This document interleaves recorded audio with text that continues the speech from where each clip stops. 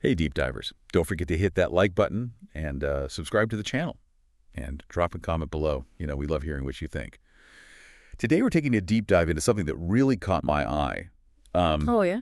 Donald Trump's final rallies before Election Day 2024. Interesting. We're all used to Trump, boasting about these massive crowds, Huge crowds. overflowing venues, right? Right. But this time, some sources are painting a different picture. Oh, really? And that's what we're going to unpack today. Okay. We're not here to talk politics, but to explore the story these rallies tell. Okay. What can you, the listener, glean from this? Well, it's fascinating to see this contrast, between the image that Trump is projecting and what observers on the ground are actually describing. Yeah. We have articles with photos and firsthand accounts that give us a very different perspective. Exactly. Like, take his rally at the Dorton Arena in Raleigh. Yeah, okay. Trump was an hour late. And sure, there were a couple thousand supporters, but there were also tons of empty seats. And it wasn't just Raleigh. Really? Reports from his Milwaukee rally at the Pfizer Forum mention whole sections that were completely vacant. Wow. Now it's important to remember that crowd size alone doesn't guarantee election wins. Right. Especially this close to the election. Totally. But it becomes super interesting when you compare it to what Trump himself is saying, right? Absolutely. He's constantly claiming these rallies are packed. Overflowing with thousands waiting outside. Yet we have images of empty seats and videos of supporters leaving his speeches early. Oh, wow. One article even mentioned people walking out just 5 minutes into his speech in Kinston, North Carolina.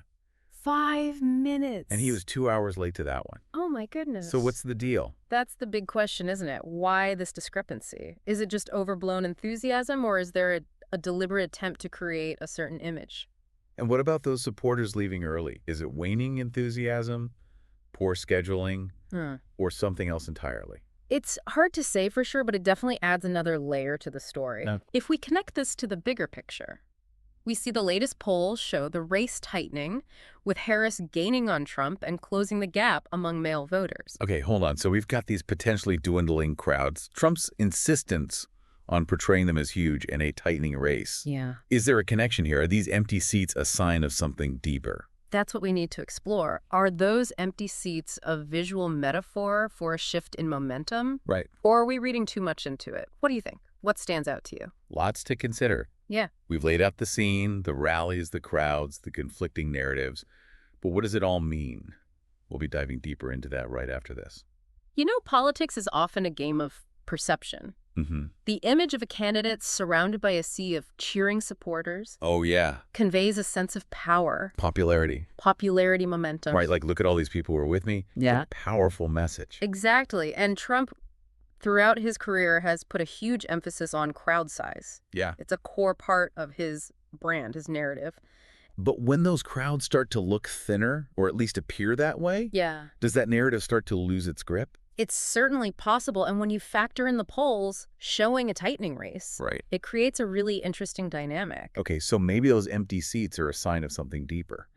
But is there any evidence to back that up? I mean, besides the polls, which we know can be a bit unpredictable. Well, one article pointed out something really interesting. Okay. At his Greensboro rally, Trump actually addressed the crowd size directly. Really? He said, and I quote, "We have had the biggest rallies in the history of any country, and every rally is full. Wow. You do not have any seats that are empty." Wait, he actually said that while there were visibly empty seats? Yes, and to make it even more striking, a cameraman immediately panned the stadium, Oh, whoa. zooming in on those empty sections and even capturing footage of people heading for the exits. That's wild. He's claiming sold-out venues while the evidence is right there on camera. This is where it gets really fascinating. Why this insistence on projecting an image of overwhelming support, even when it doesn't match reality? Right. What's the message here, and who is it for? Yeah. Is it about reassuring his base, intimidating opponents, or something else entirely? Those are some great questions. It makes you wonder about the bigger picture here.